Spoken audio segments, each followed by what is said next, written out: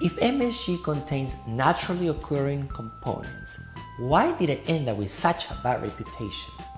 The MSG myth began in 1960 when a Chinese-American doctor wrote a letter to an editor of a scientific journal describing an anecdote and a possible association between consuming MSG and later experiencing headaches, nausea, and weaknesses. The editor called it the Chinese restaurant syndrome.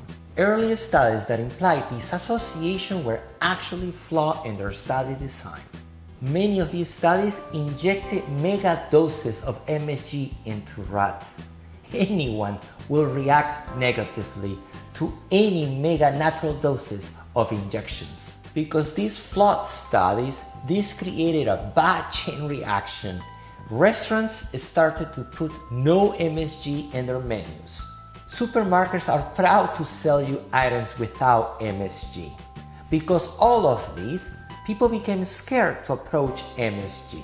Many decades later, there is no conclusive research available that shows the association between MSG consumption and adverse reactions. Even the International Headache Society removed MSG from their list of headache triggers because of lack of proof. You may wonder if people experience allergies with MSG.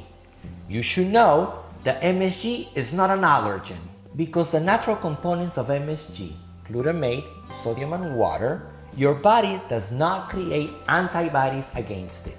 Some people might have sensitivities in the same way people have sensitivities to many foods. Coffee, wine, chili. It's about each individual after all. To learn more about what and how MSG is made, watch my first two videos in this series. For now, I have to say that I am very happy to use MSG in my cooking to enhance the flavors of my dishes.